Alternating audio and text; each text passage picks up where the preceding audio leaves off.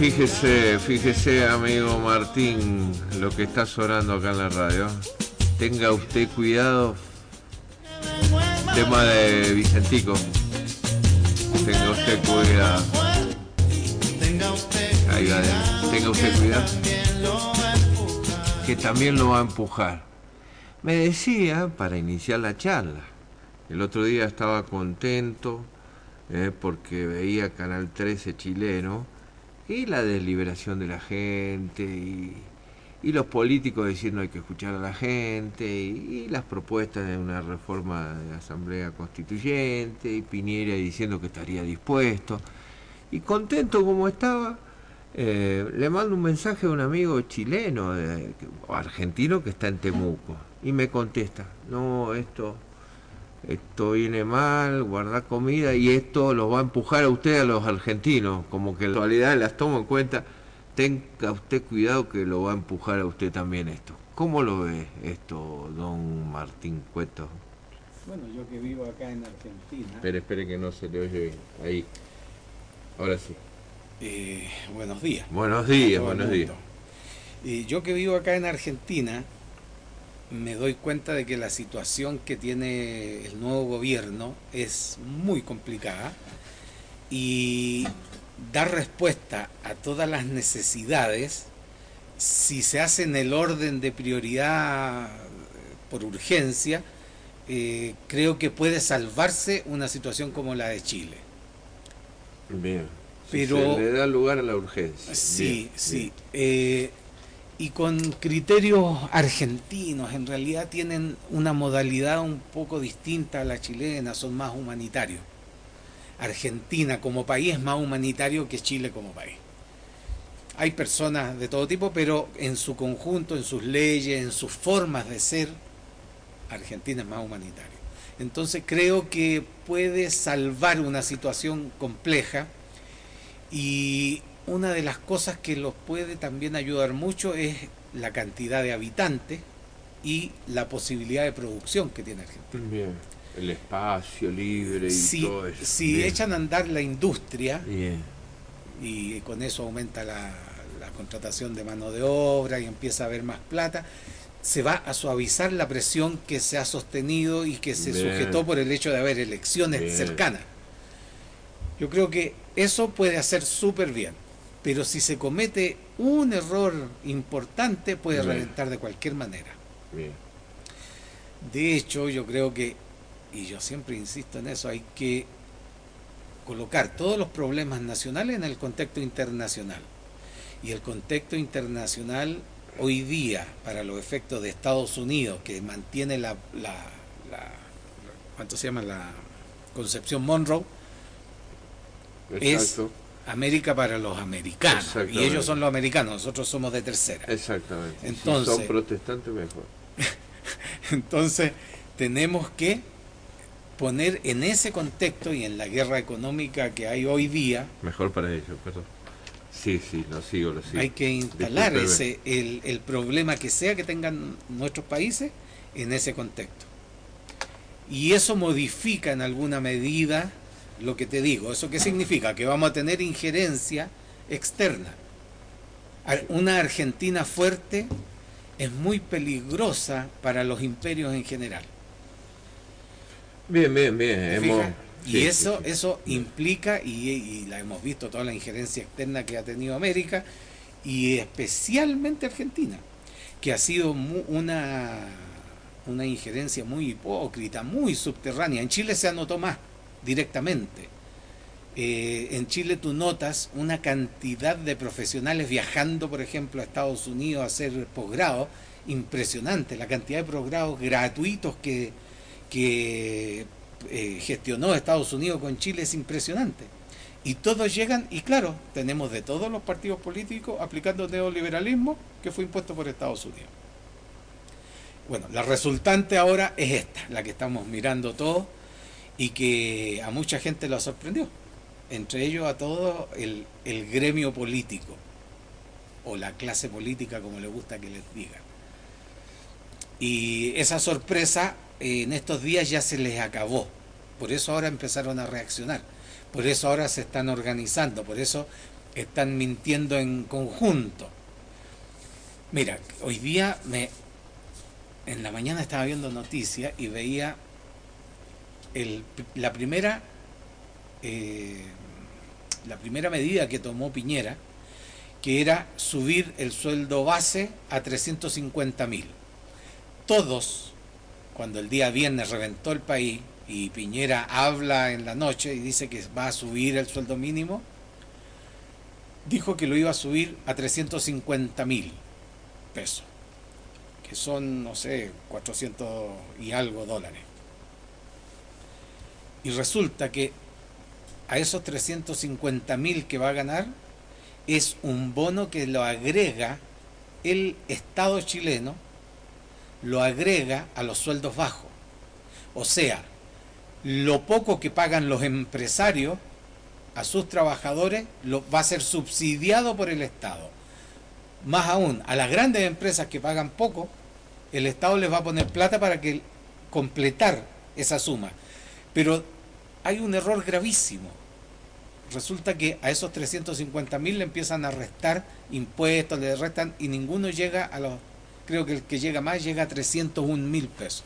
O sea, lo que todo el mundo quería, presionando en la calle, destruyendo lo que se pillara, qué sé yo, para que los escucharan, no lo escucharon. Porque cuando se supone que va a dar un monto, y es un monto que todo el mundo entendió que era líquido, resultó que ahora es un monto bruto, y que el Estado financia empresas con esa plata. O sea, todo mal. El presidente Piñera, yo creo que no es una mala persona, creo que es tonto, que es distinto. Pero el daño es el mismo. Tú tenías a un estúpido y a uno malo y hacen el mismo daño. Y en este caso es el tonto que está haciendo y dejándose aconsejar, quién sabe por qué. Y imagínate, la primera medida que se le iba a ver en la práctica, para que se entendiera la gente de que había buena disposición, es un engaño. Imagínate lo que significa eso para los próximos días. No va a haber reunión en donde no se saque a relucir eso. Va a encender más. Y bueno, creo que como para empezar... Claro, no, y sin duda, porque por ejemplo, obviamente ahí usted está hablando de números y ya nos metemos ahí en el tema financiero. Claro, todo, o sea, el debate liberales versus estatistas, llamémoslo así, es como financiar siempre la educación pública o los aumentos. Y está el tema acá y el problema del déficit del Estado y todas estas cuestiones. Qué difícil, porque yo, conversando y con uno y con otro, para mí ahí hay un, ¿cómo le diría? Unas grandes líneas que vienen desde hace mucho, que se contradicen, ¿no? O sea, que no solo vienen de los 70, sino que vienen de antes, ¿no? O sea, el liberalismo hace hincapié en los privados y el Estado solo le puede cobrar impuestos y lo que entra no puede gastar más de lo que entra, como diciendo, ese es el mito liberal. Claro. Entonces le cobro impuestos a los privados y dependo de ellos, porque ellos son los que me van a financiar, y con eso pago educación, lo que se pueda. No se puede mucho, evidentemente. Ahora el otro modelo estatista es, como decían, desde el manifiesto comunista, desde el fascismo hasta el peronismo, domino el Banco Central. Y se hace, incluso la Constitución norteamericana, con Hamilton, esto que hay que decirlo, porque cierto proteccionismo, la Constitución norteamericana le da al gobierno la facultad, el poder de emitir dinero, ¿no? Eso está en la Constitución norteamericana. Y Hamilton, el proteccionismo naciente de Estados Unidos, que se preguntaba, yo me acuerdo haber leído que la corona inglesa decía, claro, ahora tienen su moneda, ¿y cómo hacemos? No puede ser, decían los ingleses, ¿no? O sea, esta libertad de emitir una moneda y dirigirla hacia donde sea necesario para que crezca la economía física, se le llama hoy estatismo. Al otro se le podría llamar monetarismo. Creo que ese debate, esa dialéctica, hoy la encarna, por un lado, la economía física dirigida desde el gobierno, el estatismo, lo encara China. Y el liberalismo a ultranza, los anglosajones todavía hoy, ¿no? ¿Le parece esta síntesis? Sí, más o menos. Bien, más o menos, bien. El país que tiene el mejor estándar de vida, que es el más tranquilo del mundo, que tiene una distribución más justa, es Noruega. Resulta que Noruega tiene una mezcla importante de liberalismo económico con economía centralizada. Por ejemplo, cuando se descubre petróleo en las aguas noruegas, el Estado dijo, perfecto, esta es una gran riqueza para el país, pero la vamos a explotar lentamente y toda la utilidad que salga de la venta del petróleo y de sus refinados, el Estado la va a reinvertir en bonos, en acciones, en diferentes empresas del mundo. Y solamente vamos a ocupar un porcentaje de la plata que estamos ganando con ese sistema financiero. Bueno, y resulta que hoy día tiene una cantidad de plata el Estado para poner en nuevas empresas, en capitales, semillas de todas partes del mundo, en creatividad. Son miles de millones de dólares que sigue instalando. Y bueno, es un país rico, en donde la salud es gratuita y se privilegia el bienestar de las personas. Ejemplo, yo tengo una ex compañera de curso que es una especialista en neurociencia ya, y me contaba del sistema de salud porque su madre vivía en Chile y a ella le tocaba creó todo un sistema de diagnóstico neuronal. El asunto es que ella empezó a acompañar a los médicos a visitar a los ancianos, y hay ancianos que vivían a 180 kilómetros de las ciudades, solos, y el Estado los va a visitar todos los días. Llega un vehículo con un médico, con un asistente social, la persona tiene un sueldo importante, le alcanza, igual le revisan las carencias de cualquier tipo, afectivas, lo incluyen en grupos, le hacen viajes de diferente tipo a los ancianos, qué sé yo, y los juntan. Y como quieren seguir viviendo separados y lejos, siguen en sus casas separados y lejos, y el Estado financia eso. Entonces, tú tienes que un Estado que es liberalista o liberal en lo económico para todas las empresas que quieran crear las personas, sigue sosteniendo eso, que sean liberal. Pero en las riquezas que le generan la estabilidad al país, en eso son centralistas. Y yo creo que uno tiene que imitar las cosas buenas, o sea, evidentemente, por ejemplo, en el caso de Argentina, la alimentación, en el caso de Chile, la minería. ¿Te fijas? Creo que Argentina en lo alimenticio, tanto de exportación o producción para el consumo interno, debiera tener zonas del Estado. Ya sea, por ejemplo, tomar a todos los jóvenes que están cesantes y ofrecerles la posibilidad de parcelas que son del Estado y que mientras las trabajen todo bien y que ojalá se hicieran todos millonarios. O sea, eso sería maravilloso. Eso te asegura la alimentación interna, total, porque se puede dirigir la producción y puedes aumentar la exportación. Bien, está claro que el ejemplo que das se parece, por eso yo el otro día le decía en la charla que tuvimos, que el peronismo tiene un poco de todo, una posición, los liberales adentro, uno lo escucha a Jorge Asís como diciendo, traigamos a Melconian, incluso a López Murphy, pongámoslo en el peronismo y vamos a ir adelante, y los liberales que se llevaron la plata del país, los argentinos la van a traer de vuelta.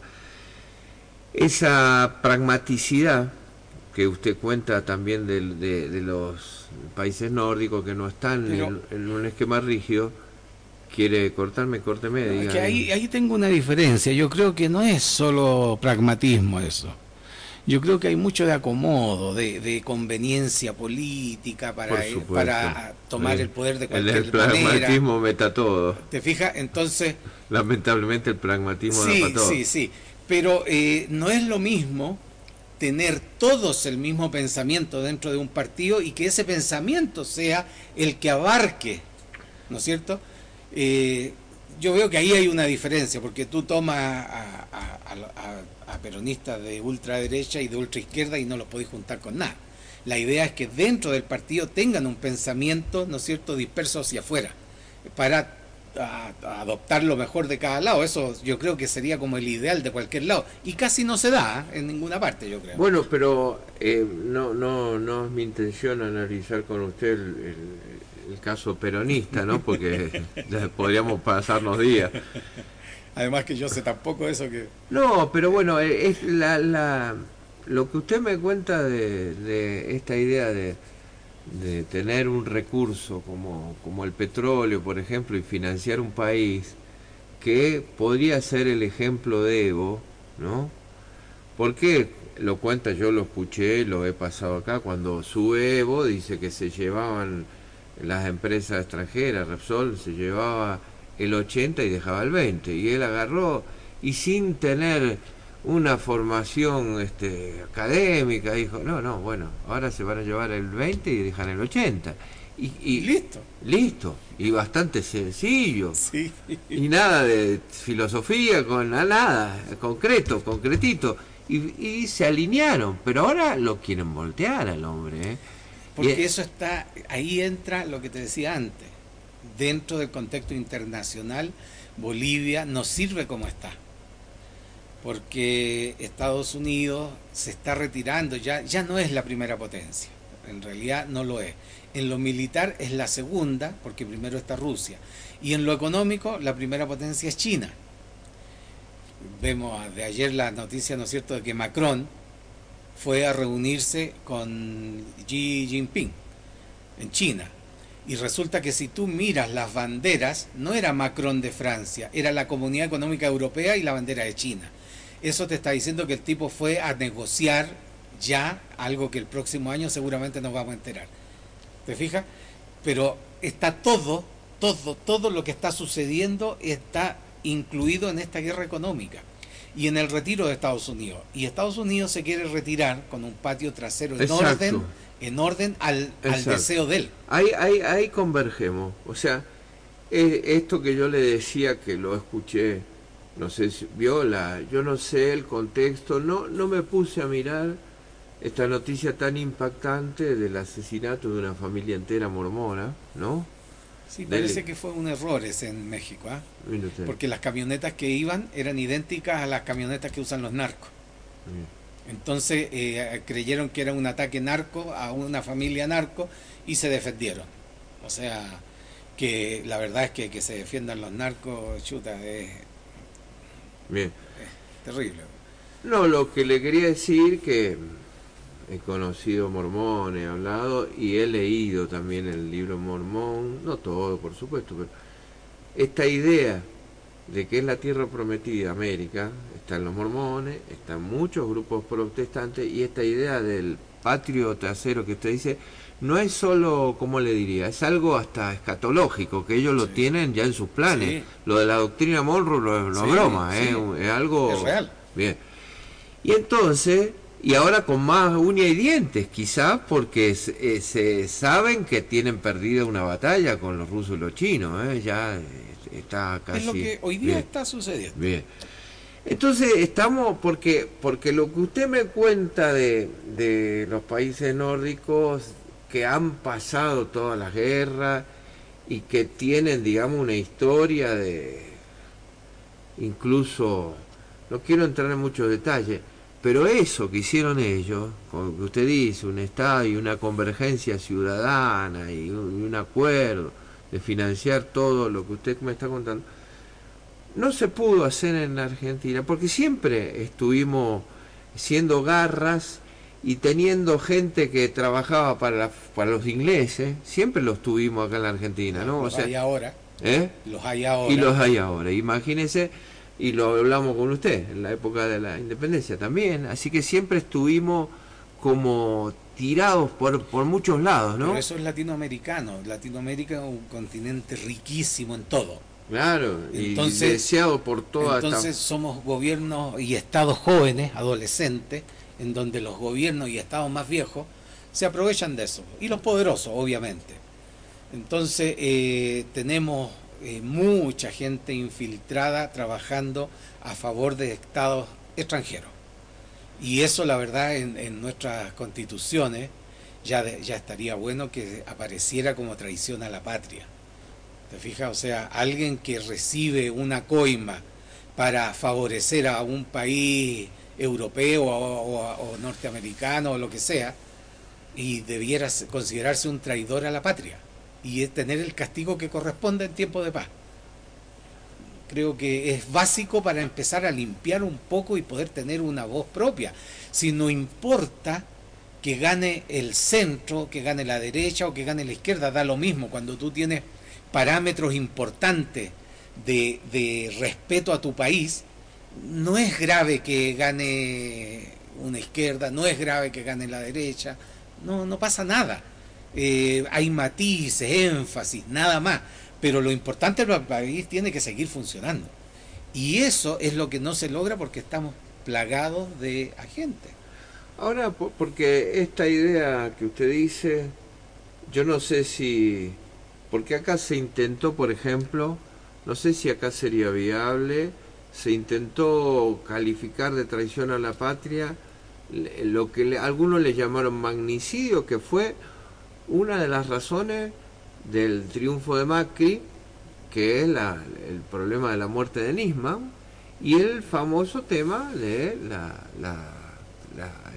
la embajada y la AMIA, y el problema de la vinculación también de la política internacional con Medio Oriente, y lo que brevemente quisiera decir, que estamos tan atravesados por distintas, ¿cómo le diría?, procedencias nosotros, esto que le llamaron en algún momento el crisol de raza en Argentina, que el presidente Menem, musulmán y proveniente de Siria, ni siquiera se estudió la pista siria, con el caso Lamia, se va a meter el hombre ahí, siendo musulmán, se va a meter a alinear las tropas argentinas al Golfo, cuando fueron Estados Unidos contra Saddam Hussein. El resultado fue esos atentados que nunca se aclararon, parece que lo de Nisman, incluso todas las hipótesis parecen confirmar que es suicidio, pero se insiste que no, y se la quiso calificar de traición a la patria a Cristina por hacer el famoso memorándum. Un tema muy complejo que queda empantanado porque hay tanta fuerza. Sí, lo que pasa es que ¿sabes por qué aquí se empantana tanto? Porque el sistema judicial argentino es una vergüenza. Es una vergüenza. Y desde afuera, y no desde Chile, desde afuera, de todos lados, lo miran con espanto cómo funciona. Con espanto, o sea, definitivamente es horroroso. Y si eso no tiene una reforma, no hay ninguna posibilidad de avanzar en nada, te digo. O sea, van a seguir pasando todo tipo de cosas extrañas y todas quedan así medias sin solución, y como que queden sin solución pasa a ser una solución. ¿Ah? Buen punto. Ahí lo dejaría pendiente lo que usted dijo para ver si sale de vuelta, pero ahí le haría una pregunta por Chile, usted que conoce más que nosotros la realidad, aunque ahora lo puedo considerar un compatriota, pero lo puedo considerar también un chileno, ¿o no? Obviamente. Entonces, ¿cómo ve, a diferencia de Chile y a diferencia de Brasil, que nosotros en la justicia, si le parece, no es como diciendo que está, no, si le parece que ayudó a la pacificación y a resolver cosas, si le parece que el juicio a la Junta, el nunca más en la Argentina, como diciendo nunca más, la CONADEP, el ni siquiera punto final ni olvido, o sea, los juicios que todavía siguen algunos, y en donde hasta el gobierno de Macri coincidió en respetar eso, ¿cómo le parece que influye eso Y si la falta de que Chile haya juzgado ese proceso de la dictadura de Pinochet, si eso es un problema para los chilenos, no sé si lo formulé bien. Sí, no, lo entiendo totalmente. Mira, el, la gran diferencia es que Argentina juzgó a los jefes máximos. En Chile, a los únicos que no se juzgó fue a los jefes máximos. A todos los demás, hasta el día de hoy, siguen habiendo juicios y se abren causas hasta el día de hoy. Bien. Hasta el día de hoy. Incluso por tonteras, porque el gobierno militar y la dictadura en ese tiempo cometieron errores gravísimos e innecesarios. El hermano de una amiga mía, estudiante universitario, estaban haciendo trabajo voluntario con gente pobre, llegan los militares y los obligan a hacer saltos, ranas y ejercicios, porque simplemente eran estudiantes con el pelo largo. Y resulta que el hermano de mi amiga se niega, lo empiezan a golpear, le viene un ataque al corazón y muere. O sea, algo totalmente innecesario, ya lejos. Y el 73 ya, esto fue el año 87. Ya había pasado hace rato. O sea, el momento de la, entre comillas, limpieza de terroristas ya estaba. Entonces, lo que pasó en Chile, que la dictadura siguió sistemáticamente violando los derechos humanos hasta el último día de su gobierno. Entonces, se negoció, los gobiernos de la concertación negociaron para poder gobernar y avanzar de alguna manera, negociaron con los militares. Entonces se salvaron los 4 jefes más importantes y a todos los demás les empezaron a dar más. Que considero que es injusto porque tendrían que haber sido todos por parejo, como corresponde. Vale. Bueno, en eso Argentina pasó adelante. Bien. De una manera importante. ¿Y qué más seguía de la pregunta? No, eso porque usted planteó el tema de la justicia y entonces incluso el nunca más, incluso le diría más, otra pregunta, vinculada a la justicia, ¿no? Hubo en el 94 una reforma constitucional y ahí se sanciona el artículo, creo que era el 75, donde se reconocen los derechos de los pueblos preexistentes del Estado. Y entonces la pregunta, vinculado también al nunca más, que el nunca más fue no una ley, sino como un consenso, ¿no? Entre los partidos, los grupos de derechos humanos, de no volver nunca más, no volver a repetir esas situaciones, ¿no? Entonces la pregunta es, incluso la Constitución esta y el artículo 75, si el problema incluso con el sur, los mapuches, la violencia latente, porque esto es una pregunta que usted me podrá aclarar. Yo busqué cuando se empezó a acusar desde acá, cuando pasó el problema de Santiago Maldonado, Sí. la Patricia Bullrich decía que la RAM y que la violencia, yo me puse a buscar, encontré la coordinadora Arauco Mayeco, Héctor Yaitul, y ellos defendían la quema de camiones, o sea, se hacían cargo de cierta violencia, de quemar esas camiones que eran de las empresas madereras, o sea que ese problema incluso con los mapuches tenía una carga de cosa no resuelta, que venía de la época de Allende. Usted me puede aclarar. Entonces ahí no hubo en ningún momento una pacificación, un acuerdo. Con Allende hubo un Bien. momento bastante tranquilo, porque Allende le abrió las puertas por primera vez, un gobierno que le abrió las puertas a los pueblos originarios. Bien.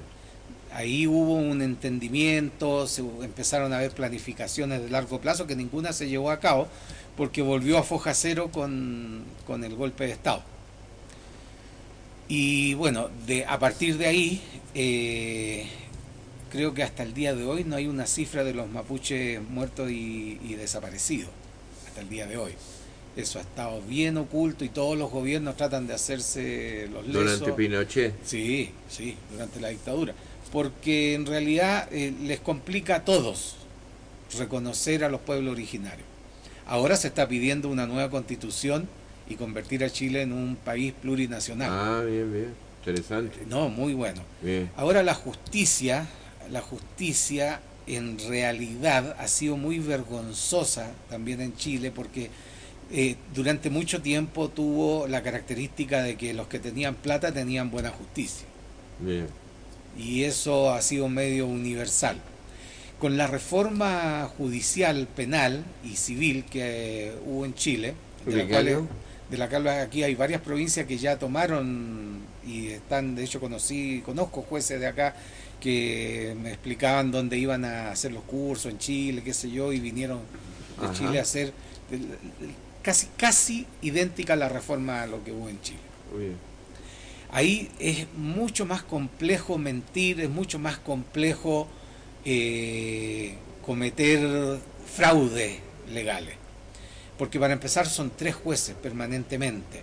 Todo es verbal y es grabado. No existen los papeles que se pueden eliminar y perder porque todo el mundo recibe una copia de la grabación de cada audiencia. Entonces tienen tiempos. Por ejemplo, nadie puede ser detenido sin una causa. Bien. Si tú tienes una imputación, puedes tomar detenido.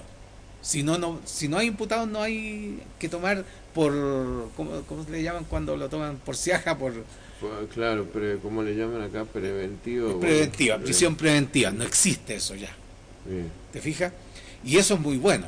Bien. Las pruebas se presentan en la audiencia oral y creo que ningún juicio puede pasar en la primera instancia los 3 meses, 4 meses. O sea, en 3, 4 meses ya está zanjado. Y si hay diferencia, pasa a la segunda instancia que creo que se demora menos.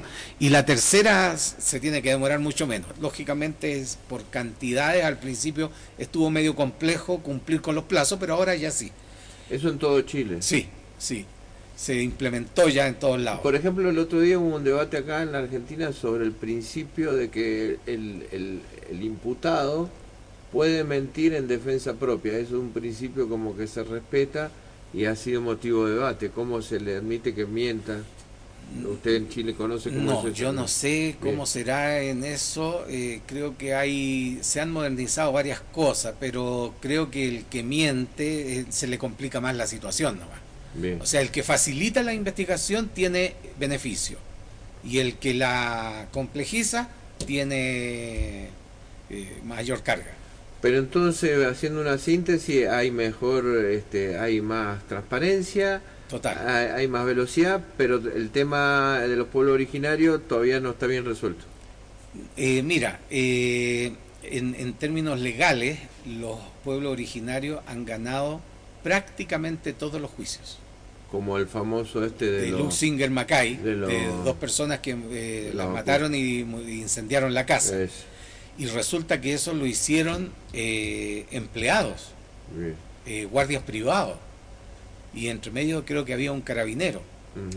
Para desenredar la madeja que habían creado, hubo 11 abogados a favor del pueblo mapuche, y lograron comprobar y fueron sobreseídos todos los que eran imputados y acusados. Bien. Entonces, han habido varios casos en donde se han querellado a las forestales contra los mapuches y han sido ellos mismos los que provocaron los incendios, por ejemplo, para cobrar los seguros de las maderas que se quemaban, porque en ese minuto a nivel internacional estaba muy bajo el precio. Cosas de ese orden, montones, pero con el nuevo sistema judicial se ha podido liberar la verdad. Bien. Ha sido interesante. Seguramente deben haber más detalles que desconozco y que deben faltar de mejorar. Claro, lo que no queda claro, ¿por qué nadie le pudo? O sea, hay un acuerdo en que no se pudo jugar a la cúpula. No, ese fue un acuerdo político. Bien. Político. Para que no hubiese otro golpe de Estado. Bien. De hecho, cuando empiezan a juzgar a un hijo de Pinochet por unos cheques falsos,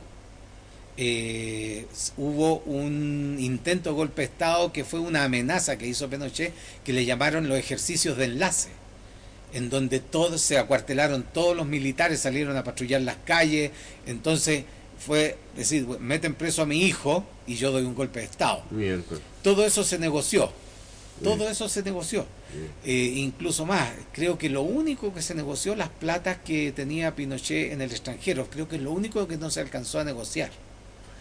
Y ahora le hago esta pregunta. Escuché el domingo, no me acuerdo el nombre del programa, recién grabado, hacía 2 horas que lo habían emitido en Chile y nosotros estábamos trabajando, escuchando el audio de la situación. Entrevistaban al director del Instituto de Derechos Humanos. Claro.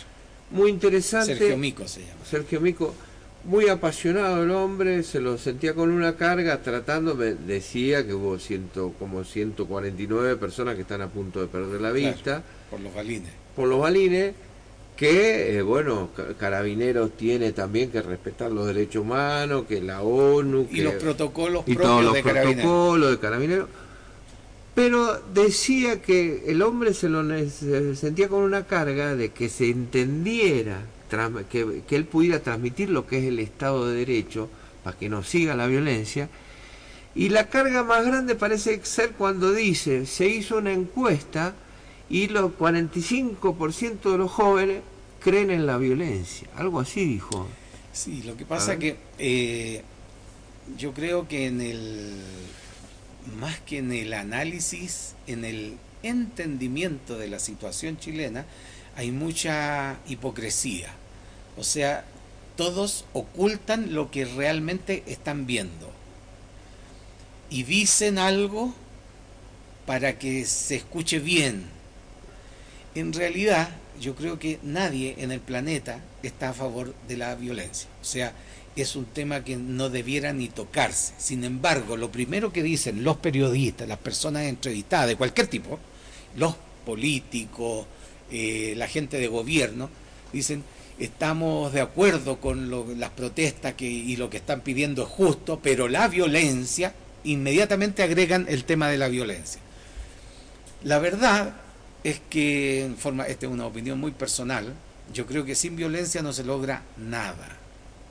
La humanidad ha logrado dar ciertos pasos solo con violencia, porque el beneficiario de la situación o de sostener una situación no le interesa por entendimiento perder privilegios.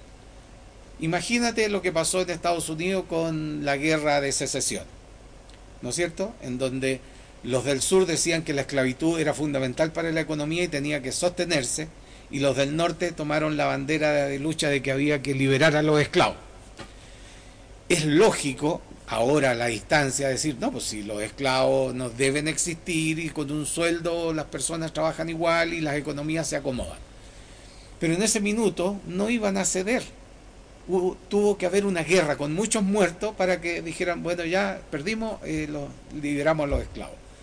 Y sin embargo, todos sabían que esa era una lucha justa.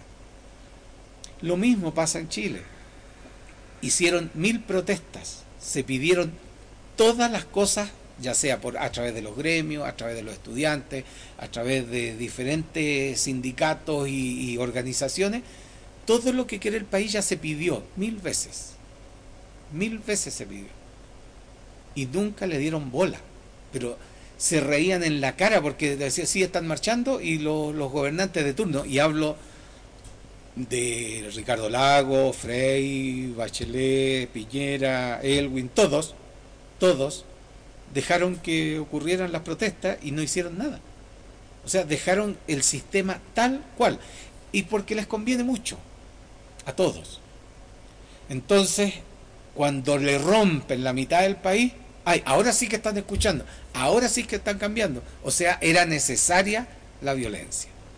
No era innecesaria y no es que destruya porque sí. No, era muy necesario. El problema grave es de que ya se les pasó la sorpresa. En este minuto, a toda la clase política, ya no están sorprendidos con lo que pasó. Ya están empezando a entender cómo defenderse de estas manifestaciones tan brutales que han habido. Entonces están generando diferentes conceptos para ellos seguir sosteniéndose con el poder.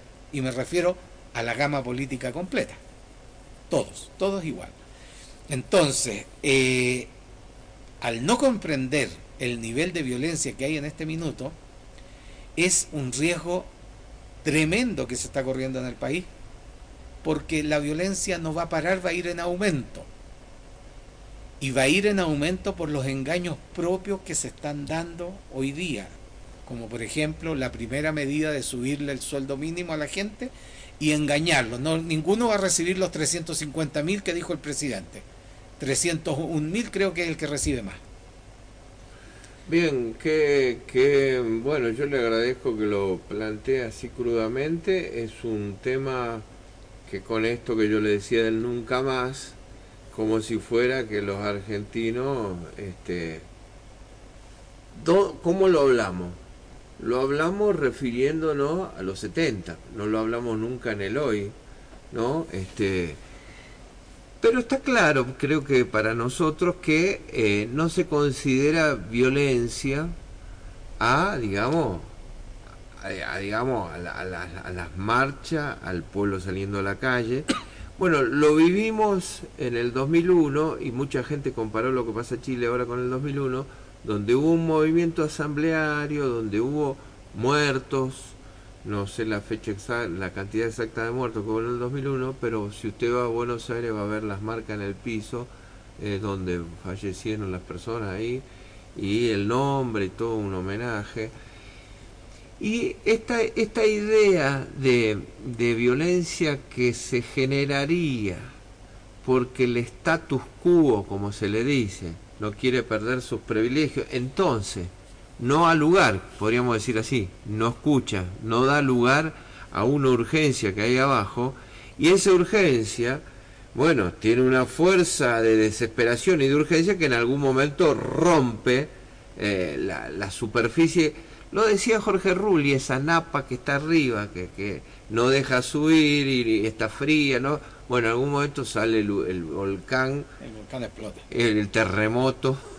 Hubo un terremoto el otro día. Sí, un temblor. Un temblor interesante, ¿no? Es que de eso hay mucho. De eso hay mucho, sí, sabemos el que se está viviendo, ese es el interesante. Claro. Y entonces, el tema de esta violencia espontánea como reacción, como bronca acumulada, como no ser escuchado, bueno, tiene algo así de espontáneo. Ahora el tema, y quizá esto fue porque dentro de esta violencia, lo escuchamos, lo habrá escuchado usted, en las manifestaciones usted decía que quizá eran la gente de las zonas ricas, que decían sin violencia, cantaban, ¿no? Sí.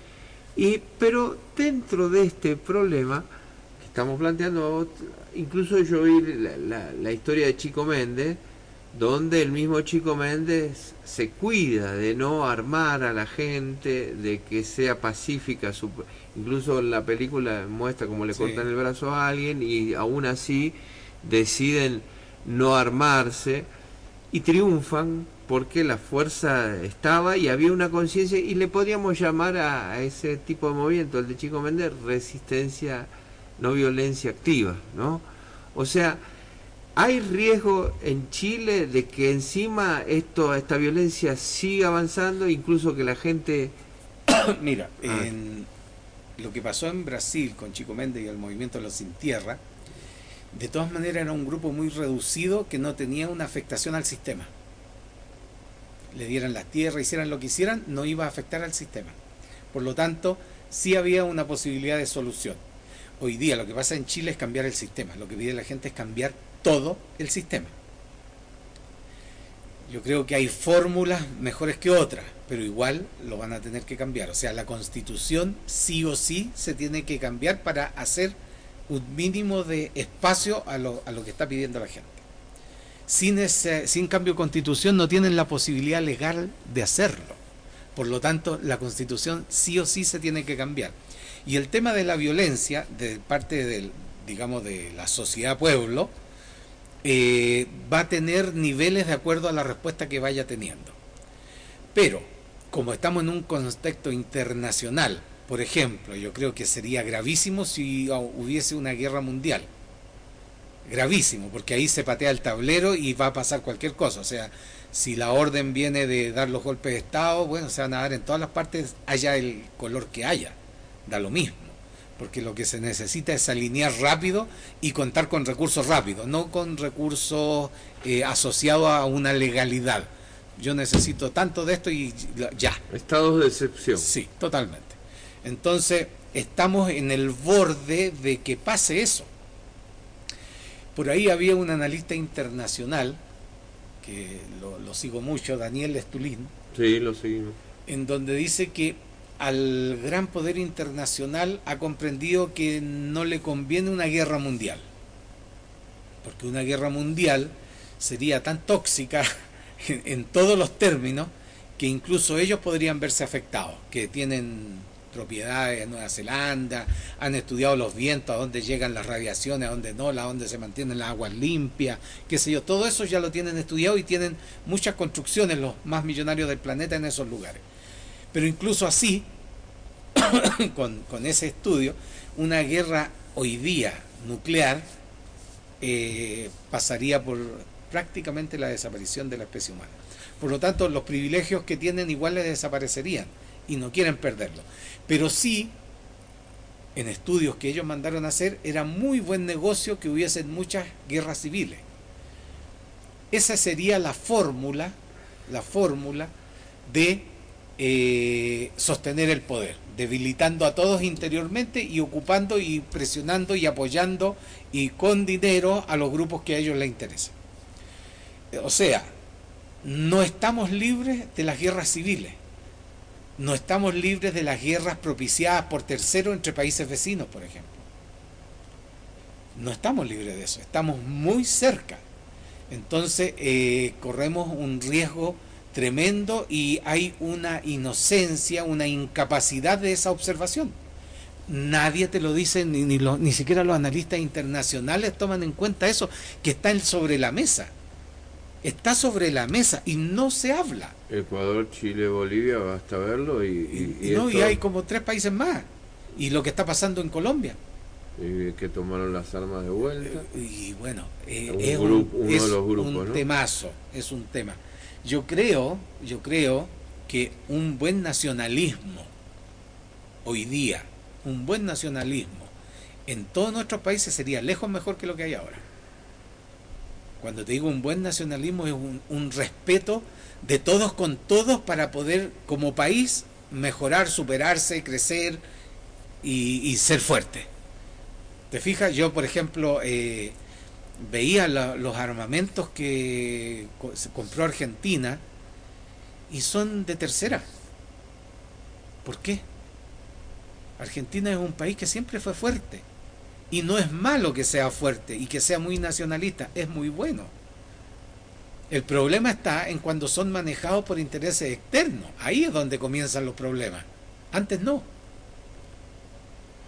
Que usted está planteando cosas fuertes, interesantes, y yo le agradezco.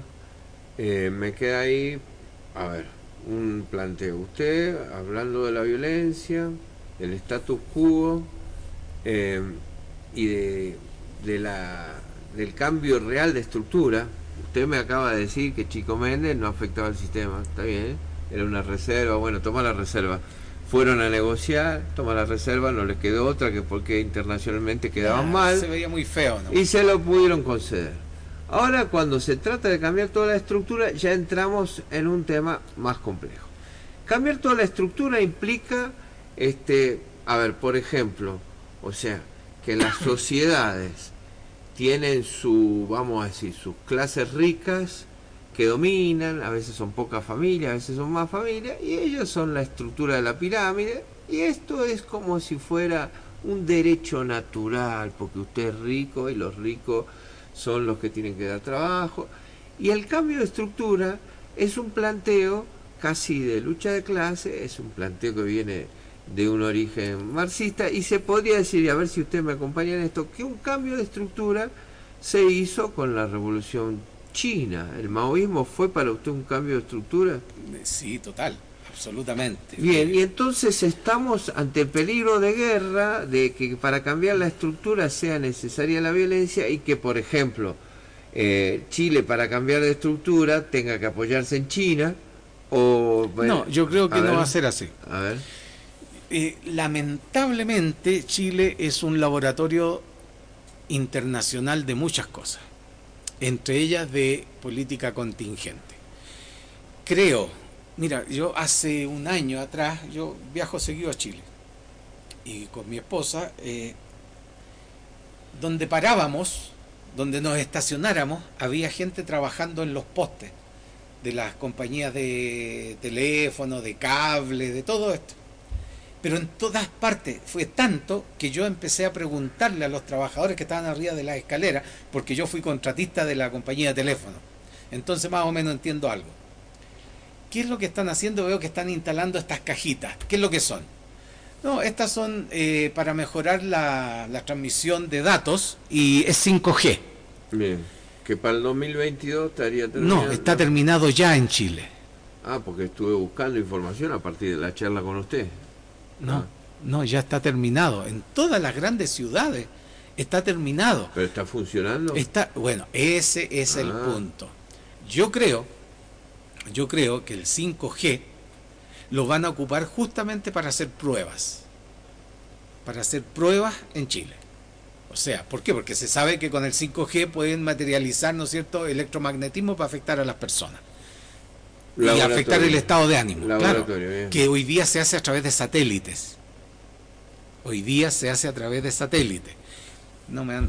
Tengo la información. Sí, lo hemos escuchado también, bueno. Esto de que me han contado casos de que usted tenía un gato, un animal muy violento en la casa y va a la compañía, esto sucedía... $11 le cobraban. Le cobraban y de golpe tiene el gato de la casa hecho una seda y lo hicieron a través del satélite. Claro, el miércoles. Claro. Por ahí. Sí, tal cual. Y esto parece que sucede hoy. Tal cual. Por eso esto cuando se habla del chip, que nos van a identificar... No, si tenemos todos una huella electromagnética que la conocen. Claro. Si tenemos celular, ya captaron nuestra huella electromagnética. Focalizado del satélite a usted. Buscar ahora, mira, por ejemplo... Ahora su señora dice, Martín está muy nervioso, por favor. Me lo tranquiliza. Bájele los decibeles. Miércoles. No, es que es impresionante. Lo que pasa es que es tan grave que no han hecho público todo lo que puede suceder con el 5G. Por eso no lo han hecho público, porque es muy grave. Aunque se lo diga a la gente como que medio que no le interesa mucho. No queremos saber. ¿Te imaginas? No le interesa mucho. Porque, pero que saber esto es bravo. Claro, lo que pasa es que si tú te enteras de algo y lo compruebas que es verdad, eso te obliga a tomar conciencia. Claro. Y si tomas conciencia tienes que obrar en consecuencia. Claro. Y eso ya es un trabajo mucho mayor que quedarse sentado o seguir viendo televisión. Claro que sí. Ese es el problema principal que hay. Pero esto existe. Y yo creo que en el caso de Chile hay un experimento de varios tipos, porque sí, yo miraba CNN, ves que viajaba a Chile, ahora lo veo desde la casa acá, veía CNN Chile. ¿Por qué hay un CNN Chile siendo que hay solo 3 CNN? CNN en español, CNN en inglés y CNN Chile. ¿Cuál es la importancia tan gravitante del país, que son 20 millones de pelagatos? En Miami y ahí en Chile. ¿Cómo se explica que exista ese CNN? Y cuando yo veía que conocía a los periodistas, habían periodistas socialistas, demócratas cristianos, comunistas, en CNN Chile. Y cuando tú veías las noticias, te extrañaba porque era el canal de televisión más progresista del país. Y haciendo entrevistas a gente del Frente Patriótico, del MIR, de las luchas de la Unidad Popular, en tiempos en que ya eso estaba totalmente olvidado. ¿Qué querían encender? ¿Qué querían mover ellos? Porque esa gran libertad de CNN Chile respecto de los otros CNN, de los otros dos, digamos.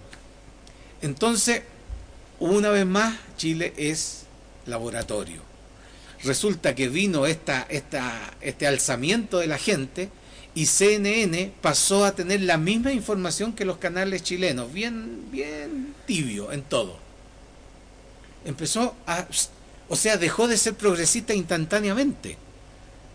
llama la atención, o sea, algo hay planificado. Bueno, a ver, CNN es un canal que guiña mucho hacia la izquierda. El otro día vi en CNN un documental sobre los años 69 y está todo, desde los homosexuales, y desde... A ver, pero es que no confundamos la justificación para decir somos amplios a una política concreta y diaria. No, pero quiero ir a este planteo. A ver qué me responde usted. Ese CNN que tú veías era el de Miami. El de Miami, ya, ok. Que acá en el cable está. Y está en inglés, y el chileno no sé si está el canal 13. Esta idea de la izquierda norteamericana, donde se dice, algunos estudiosos dicen que, por ejemplo, en la NED, que es esta gran ONG, que incluso hay muchos argentinos ahí, de Marco Aguín, la Stolbizer, el Uturbey, están todos en la NED, según estudiosos está integrado por trotskistas, vamos a decir, ¿no? O sea, el norteamericano. O sea que la izquierda norteamericana, incluso vinculada incluso a la Clinton, que tiene un programa internacionalista, globalista, puede tener interés en la CNN y puede tener interés en algún experimento de laboratorio en Chile. La pregunta que le quiero hacer a usted es esta. Habría ahí algunas cúpulas, vamos a decir, de la izquierda, pero de alto nivel, vamos a decir, que incluso pueden tener relaciones con China, donde podríamos ahí encontrar incluso familias muy ricas, podría hasta estar el Soros trabajando para eso, o al mismo Rockefeller, donde podríamos converger, porque usted está hablando de nacionalismo sano, con ciertos periodistas que están sosteniendo la vieja idea de que la misma revolución rusa fue apoyada por los Rothschild, claro. O sea que habría un trabajo de larga data de sociedades secretas desde ahí, desde Londres incluso, de un plan globalizador que juega con la derecha o con la izquierda y que tendría un plan incluso de laboratorio en Chile. ¿Usted por ahí lo ve? Lo que pasa que, insisto, siempre hay que inscribirlo en la situación internacional que se está viviendo. Desde que gana Trump, los demócratas que obedecen a intereses similares que los de Trump, pero de otra pandilla, hacen cualquier cosa con tal de golpear fuerte a Trump. ¿Estamos? Por lo tanto, si en ese instante tienen que cambiar a CNN y darle una línea de izquierda dura, se la van a dar. Si eso les sirve, lo van a hacer. Y la van a eliminar en el instante que ellos quieran, porque son los dueños. Entonces, en realidad... Juegan con la polaridad. Sí, absolutamente. Son todas cuestiones muy circunstanciales. Y contingente, como usted dijo. Totalmente. Bien. No, yo no les creo nada. O sea, definitivamente a los grandes grupos de poder, si les creyéramos, y ya no existiríamos, yo creo. Hay que sostenerse no creyendo. Y investigar, obviamente. Pero lo que hay es un manejo. Y en el caso chileno, yo creo que es de los más crudos. Creo que he visto que el periodismo cada 2-3 días va cambiando el enfoque, de acuerdo, no sé a las órdenes de quién. Y se ve claramente, si tú sigues la noticia ordenadamente, y hay un cambio de enfoque. Entonces, en realidad, esto es un manejo que, dadas las circunstancias que hoy día se están dando en Chile como país, es muy complejo gobernarlo. Las fuerzas es verdad que hay intervención externa, pero es un porcentaje mínimo, porque se les desarmó, porque no hay una dirección concreta del movimiento, ¿no es cierto?, de protesta. No lo han escuchado en la profundidad, no los han llamado. En realidad yo creo que van a tener que las autoridades, si quieren escuchar de verdad, salir a la calle en el momento de la protesta, sentarse ahí en una mesa a conversar. De otra manera, esto hay cabildos espontáneos en varias partes del país. Ojalá que le den bola. Ojalá, porque si lo hacen en realidad en todas partes están pidiendo lo mismo. Son pequeñas variantes, pero muy mínimas. Lo esencial es lo mismo en todos lados. Así que es muy fácil entenderlo y solucionarlo. Pero pasa por cambiar el sistema. Bien, ahora cuando hablamos de cambio de sistema, porque es difícil con la mente. Claro, llevándolo a lo material, a lo práctico, es cambio de constitución. La constitución chilena es subsidiaria. Tiene que cambiarse por una constitución solidaria. ¿Eso qué significa? Por ejemplo, un ejemplo hablando de salud. En salud, el Estado se tiene que hacer cargo del costo de la salud estatal, 100%. No subsidiarla en caso que los privados no puedan realizarlo. Por ejemplo, ahí tendría algo sumamente práctico. En la educación, lo mismo. Entonces, es un cambio de sistema potente. Bueno, es que ahí, o sea, yo volvería sobre el problema financiero, porque evidentemente la globalización de la moneda, incluso los problemas que traen los intercambios comerciales entre país y país, que requieren a veces, bueno, ahí estamos en un momento donde están las experiencias de monedas, criptomonedas, pero lo que usted decía al principio, a ver si puedo volver ahí, de que un Estado vio el otro día, mandó una vecina sobre la plata de Codelco, de la Empresa Nacional de Chile, cómo se fuga todo, parecido a la minería argentina, que se lleva sin declarar, que ahí habría una forma de financiar la educación, ¿no? Pero sí, obviamente, mira, el país más rico de Latinoamérica es Chile, en términos de PBI, Producto Interno Bruto. ¿Estamos? Es el más rico de Latinoamérica. Pero resulta que el último estudio que hay de la injusticia en la distribución es espantoso. El 2% de el dinero del Producto Interno Bruto está repartido en el 25% más bajo de la población. ¿Estamos? Y el 2% de el grupo económico más alto equivale a lo que gana el 2% del grupo más alto económico de Alemania. O sea, estamos en un nivel de injusticia, porque el 2% más bajo, y te agrego algo que me faltó decir, el 2% más bajo es igual que Uganda. El 2% más bajo de la población de Chile, el 2% económico, se reparte en el 25% de la población, y eso lo deja el 25% de la población al nivel de Uganda. Ahora sí. ¿Estamos? Sí. Y el 2% más alto tiene el mismo nivel de ingreso que el 2% de Alemania. Sí, sí. Que está lleno de transnacionales, es un país riquísimo. No sé si es la tercera o cuarta potencia. Bien. ¿Estamos?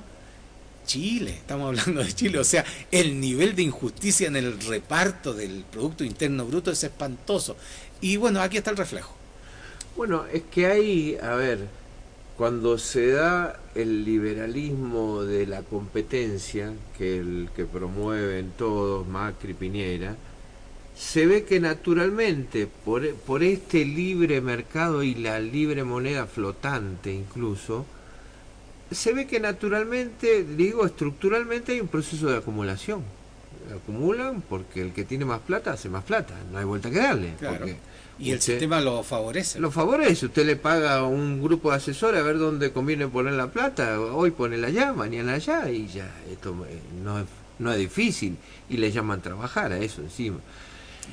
Claro, y entonces, ¿cómo revertir sistémicamente eso? Porque si usted deja las fuerzas libres, parece que pasa naturalmente, yo lo he visto acá en varios años, 25 años he visto eso, acá el agro terminó en pocas manos y todo loteado y se acabó la producción. Yo creo que hay un tema de que no sabría, en realidad es un poco intuitivo más que nada, ¿no? En la población en general, el de no hacerse preguntas. ¿Estamos? El de no querer pensar. Porque ¿cómo no nos vamos a preguntar todo cómo me gustaría que mi país estuviera mejor? O sea, es una pregunta que es muy básica y que todos debiéramos tener alguna hipótesis de cómo hacerlo mejor. Si logramos tener una mínima hipótesis, no hablo de niveles de educación alto, de instrucción ni especialista, hablo de cualquier persona, se hace esa pregunta y lo contrasta con lo que están ofreciendo los políticos al momento de las elecciones, en las campañas, eso le va a ayudar a elegir mejor por quién votar, por ejemplo. Es importante una mejora en las leyes y en las constituciones respecto de los sistemas políticos, en donde, por ejemplo, que un candidato hace una oferta política, ¿no es cierto?, que se llama programa de gobierno X, de acuerdo a la ley no debiera poder salirse de ahí hasta completar primero eso y después realizar cualquier otra cosa. Debiera ser fundamental poder que el Estado pueda controlar a sus políticos y que los pueda sacar si no cumplen con lo que están prometiendo. Hay modos, hay formas y hay países que lo tienen. Entonces no es algo tan tirado de las mechas empezar a preguntarse, empezar a pensar un poquito en cómo estar mejor. ¿Cómo no va a ser mejor que todos los vecinos tengan una mejor casa, que tengan mejor ropa, mejor educación y que todos seamos un poquito más iguales? Bueno, o tengo tanto problema psicológico que necesito ver a los pobres para yo sentirme mejor. No, está bien, pero ahí entramos en una zona para mí que a ver, desde mi punto de vista, todavía la mente, la conciencia o la inteligencia de todos, no, me refiero desde el político hasta el ciudadano, no encuentra esa fórmula. ¿Por qué? A ver, lo diría porque para que haya un programa y que se cumpla, el control sobre la situación tiene que ser muy grande. O sea, ¿quién puede hacer un programa y decir de acá al año vamos a hacer tal cosa? Tiene que haber un control tal sobre un espacio-tiempo tan estricto, solamente comparable al que hay en China. Donde usted dice de acá vamos a hacer este plan, de acá al año vamos a hacer este plan, y ponemos los fondos y ponemos lo que queremos, pero el control, claro, ¿quién se lo banca? Como me decía este gran estudioso que escribió El Huracán Rojo, que es catedrático de la situación del mundo en la Universidad de Buenos Aires, Alejandro Horowitz, claro, me decía, yo no quisiera vivir en China. Claro, porque estamos acostumbrados a un nivel de libertad que si me controlan hasta facialmente, qué hago, qué no hago en la calle y todo eso, y me dan premios si me porto bien y si... ¿no? Hay que bancárselo, o sea, un control del tipo chino que no le van a permitir a usted acceder a Facebook, por ejemplo, ¿no? ¿Usted se lo bancaría? No, yo no podría. Bien. Yo no podría. Bien. Pero, por ejemplo, hay características, yo siempre observo, y nos reímos con mi mujer porque nos estamos observando, viajamos a Chile, observamos a Chile y vemos todo lo tercermundista de Chile, porque yo soy de allá y recorremos el país con un chileno. Y cuando estamos acá, recorremos con una argentina el país y vemos el tercermundismo acá. Bien. Pero hay cosas que si se reconocen, se superan rápido.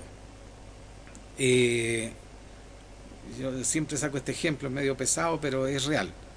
En Chile tú necesitas un certificado de matrimonio, certificado de nacimiento, pago de patente de vehículo, lo que sea. Por cualquier kiosco tú pasas, le das tu DNI o el RUT allá y te entregan el certificado por dos monedas.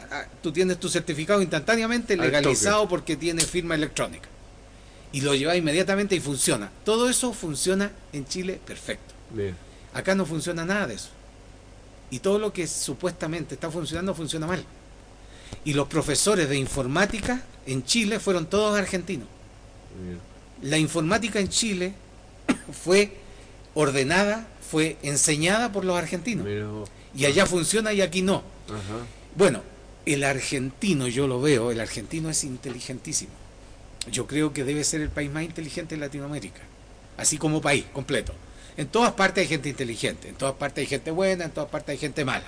Pero como característica principal, Argentina es muy inteligente. pero Argentina es muy desordenado. Chile no es tan inteligente a nivel personal, es lo que yo veo, siento y lo digo allá y lo digo acá, no tengo ningún drama. Pero es mucho más ordenado, es más meticuloso, más reglista, tal vez por lo mismo. Y la verdad es que para cuestiones en donde no necesitas inteligencia, es preferible que funcionen. ¿Te fijas? Entonces, claro, Argentina va a tener que hacer un esfuerzo en eso. Tuvo un caso así, pero terrible, el muerto que hubo en el aeropuerto porque apuraron las obras. Si tú te adhieres a la norma internacional ISO, tú no puedes apurar una obra. No puedes. No puedes. Tuve una discusión bien larga con unos amigos respecto de eso. No, pero es que aquí, si tú estás inscrito en la fórmula internacional, ¿no es cierto?, que toma la norma ISO y la incorpora al quehacer nacional, porque somos un mundo globalizado y dentro de la globalización están las normas ISO, que son internacionales. Tú, por ejemplo, tienes protocolos de seguridad, que si tú lo cumples no vas a tener accidente. Accidente no, puede haber otra cosa, pero accidente no. Esto que pasó ahí en el aeropuerto, yo veía a los periodistas, ni siquiera sabían preguntar, porque tú para saber qué es lo que está pasando tienes que pedir el contrato de las obras. Cuando tú tienes el contrato de obra te vas a enterar qué es lo que está pasando, ahí vas a saber quién es el culpable inmediatamente. Un juez no tiene que ir a preguntarle a un trabajador, primero tiene que tener los contratos, tiene que saber lo que sucedió en el contrato, tener los plazos, la carta Gantt por la cual se va a regir, ¿no es cierto?, todo el itinerario de la obra, y tienes además un instrumento que se llama libro de obra, que ahí escriben todos los días todos los sucesos que están fuera del programa. O sea, se me acabaron los clavos, no pude avanzar, y lo anota el capataz correspondiente, anota que se le acabaron los clavos. Entonces, si alguien le va a echar la culpa del atraso de un día, porque al otro día le trajeron los clavos, está escrito y está legalizada la información, porque el jefe o director técnico de la obra tiene que ir respondiendo cada una de las cosas que se escriben en ese libro. Tiene que justificarla, tiene que solucionarla, toda por escrito. Entonces los protocolos de seguridad son tremendamente rigurosos. Yo era contratista en Chile y todos los días antes de empezar la obra, porque teníamos una norma ISO por la cual regirnos, que era la 14.000 en ese minuto, me obligaban a dar una charla de 20 minutos de seguridad todos los días. Y el encargado de seguridad, que no era yo era el dueño de la obra, el encargado tiene que estar revisando todo el día a los trabajadores que estén con todos los utensilios. Y si hay uno que no cumple y no quiere hacer caso, se despide en ese mismo instante. Si no lo despiden por alguna razón, tiene que quedar en acta, en el libro de obra. Al quedar en el libro de obra, si le pasa algo a ese trabajador, pierde el seguro y la empresa no paga. Entonces, en realidad está todo tan bien controlado a través de una norma que lo que pasó ahí en el aeropuerto de Ezeiza en Buenos Aires no tendría que haber pasado. Porque nadie puede apurar una obra, porque tiene una planificación correcta para que no sucedan accidentes, para que no hayan errores, para que la calidad del trabajo responda a los requisitos previos de la contratación. Todo eso es re fácil entenderlo con una persona que haya vivido un poquito una norma ISO. Y acá los periodistas no tienen idea, los jueces no tienen idea, porque yo estoy siguiendo todo lo que sale de esa información. El encargado de la obra no tenía idea. Entonces, olvídate, es un desorden tremendo. Está claro, y usted plantea ese ejemplo vinculado al orden, a la programación, a un mínimo plan de obra. Y esto aplicado a un país, claro, usted lo aplica a un grupo, bueno, aplíquelo a un país. Tiene un razonamiento lógico. El tema es que con respecto a un país, yo podría hablar de la Argentina, no hay un acuerdo ni siquiera de origen, o sea, ni siquiera en la independencia. O sea, desde aquel entonces no tenemos un acuerdo de origen entre protegerlos un poco, cerrarnos un poco, controlar la aduana, que era lo que hizo, por ejemplo, Rosa, o lo que hizo Perón. No, no tenemos ni siquiera un acuerdo de orígenes, tenemos una tensión y una disputa, una grieta, se podría decir, desde el origen. O sea, donde algunos quieren libre comercio, y el libre comercio implica que usted es libre de ir, negociar con quien se le dé la gana, y no va a quedar confinado a lo que yo país le programe a usted. Yo si le pongo límite, no, usted no quiere límite, ¿no? Mira, respecto a eso, yo he estado muy metido en la noticia últimamente. Bien, bien. Estuve 5 años sin televisión. Estaba viendo cómo la cantidad de economistas hablando en televisión, en todos los programas, en el TN, el 24, el C5N, los voy viendo a todos. Y hablaban del cepo. Y que eso frenaba a los empresarios para traer materias primas del extranjero. En realidad, mira, yo he importado en Chile. Te voy a dar mi conocimiento al respecto. Bien, yo fui importador. Existe un sistema internacional que se llama factura pro forma. Bien. Que tú compras en cualquier empresa extranjera lo que tú quieras. Bien. Con un banco con el que trabajas. Bien. Con tu ejecutivo de cuenta directamente. Tú dices, señores de Alemania, yo compré unas máquinas allá, unas detectoras de fugas de agua, que eran carísimas. Bueno, compré esas máquinas y compré con Proforma. Entonces, ¿en qué consiste? En que Chile ha tenido siempre cepo, entre paréntesis, no se llama cepo, es regulación nomás, es una regulación, no es cepo. Y tú puedes comprar cualquier cantidad en dólares si vas a comprar afuera. Entonces, ¿cómo compraba? Señores, empresa alemana no sé cuántito, quiero comprar tal máquina. Me mandaban todos los datos de la máquina, los valores, qué sé yo. Con eso yo iba a mi banco y le decía, quiero comprar esta máquina, son tantos dólares, con sistema de factura pro forma. ¿Qué significa? Que los alemanes tienen un banco con el que trabajan en la fábrica. Ese banco se comunica con mi banco, yo ni siquiera me meto. Yo le digo a mi banco, cómpreme esta máquina. Sistema pro forma. Entonces el banco dice, señores alemanes del banco alemán, aquí tengo la plata de fulano que ya compró la máquina de ustedes. Aquí va el certificado. Y manda un certificado, no manda plata.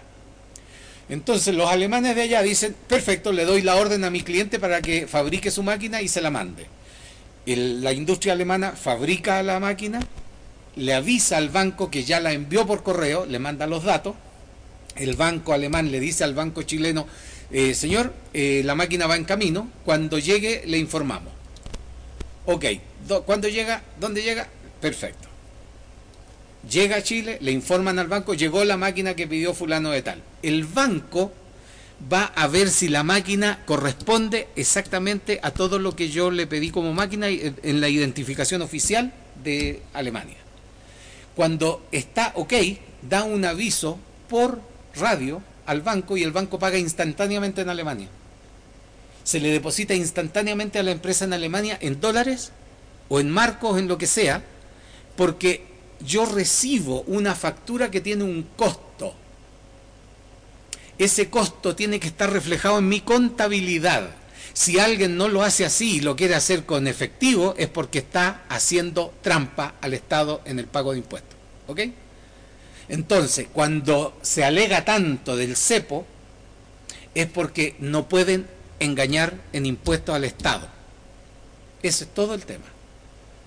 ¿Ok? Bien, bien. Es así de simple, si no es más complicado. Entonces, si no se hace de esa manera, si es un sistema internacional, ¿por qué no lo pueden ocupar para la compra de lo que sea? Bien, bien. Está bueno porque en un punto usted vuelve a insistir que hay sistemas, mecanizaciones que pueden tener control y ordenar ciertas transacciones. En Chile el cepo existe bien. Siempre. Curioso porque... Y lo creó Pinochet.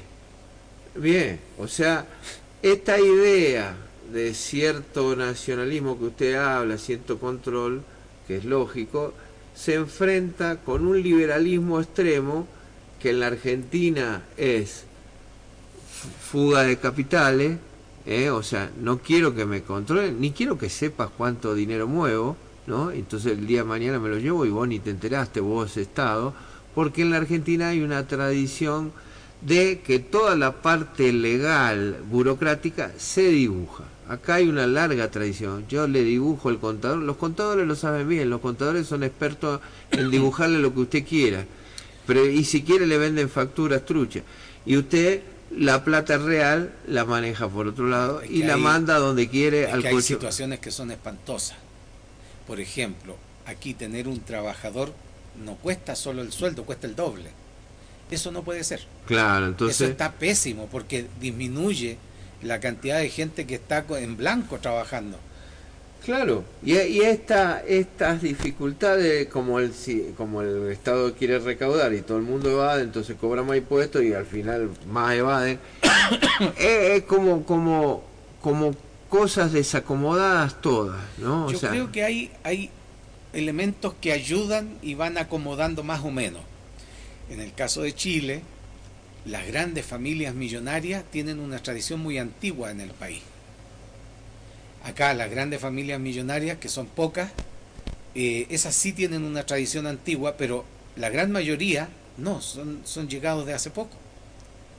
La clase media alta argentina y un sector de la clase alta, son gente que llegaron después de la Primera Guerra Mundial, en la Segunda Guerra Mundial, que ha sido más o menos ahí. Entonces hay un tema tal vez de amor al país que no es tan arraigado. Porque yo comparo con la clase alta chilena, siempre están dispuestos a conversar el tema de los impuestos. Chile es el país que tiene los impuestos más altos a la clase alta. Mire usted. ¿Estamos? Sin embargo, te das cuenta que es muy poco igual, o sea, lo que se les cobra es muy poco. De hecho, ahora en las protestas me he enterado de que le pretenden un grupo político presenta un proyecto de ley para sacarle plata a los ricos y repartir con los pobres, tal cual.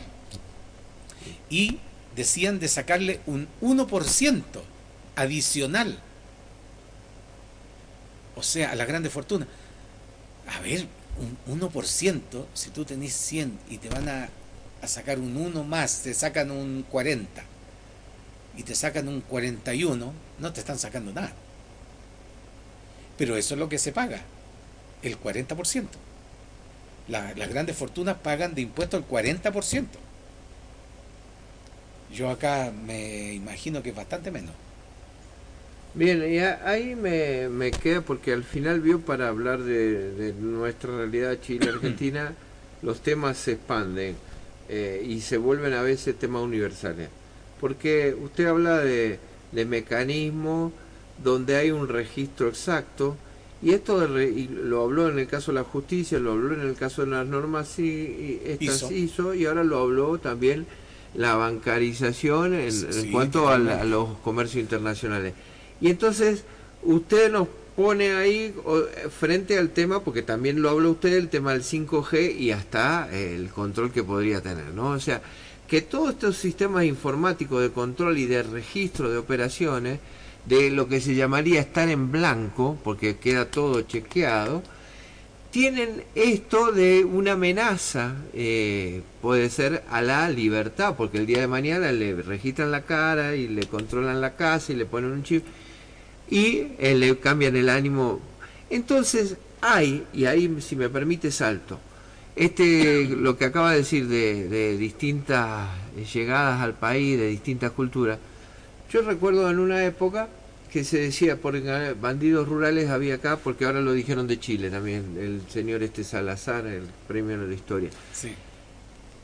Por ejemplo, El Templo Diablo de Santos Guayama es un libro de un mendocino. En la valle se refugiaban supuestos bandidos rurales, estaba Cubillo acá en Uspallata. Claro, en la época esta de 1860, 1880, 1890, por ejemplo, Roca, un militar gran disciplinador, decían que tenía el hermano que tuvo los primeros frigoríficos. Y él venía de Tucumán, donde todavía baños que no tenían este sistema de inodoro y cloaca, ¿vio? Y ni siquiera había lamparita eléctrica. Y viene a Buenos Aires, se fascina. Y bueno, este es uno de los conquistadores del desierto. ¿Por qué le digo todo eso? Porque llega... ¿Qué está mirando el reloj? No, porque justo le iba a hablar del reloj, por no, eso sí, le pregunto, no. disculpe. También, pero No, por la coincidencia. hora, sí, porque nos enganchamos charlando, pero en el momento que logran sacar a la conquista del desierto, correr a los pueblos originarios, llevarlos presos al mercado a los niños, repartirlos a las familias ricas, sacarles la identidad, traen el tren después.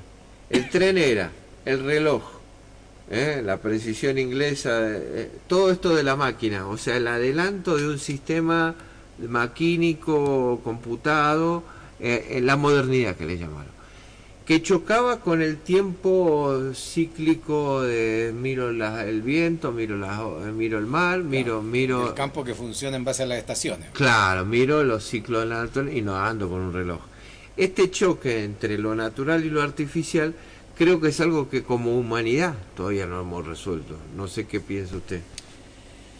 Yo creo que en este minuto nosotros en realidad tuvimos suerte porque nos tocó desde casi la no radio hasta internet, o sea, el teléfono Bien. que maneja todo. Tuvimos un montón de tecnologías por entre medio y ni siquiera alcanzamos a acostumbrarnos a las tecnologías cuando ya nos están sobrepasando. Yo creo que estamos en este minuto de la humanidad en donde podemos entender lo bueno y lo malo. O sea, podemos definir, por ejemplo, yo definí venirme a vivir al desierto, tranquilo, observar la montaña, las aves, quedarme quieto y conectarme con las águilas que están ahí arriba, qué sé yo.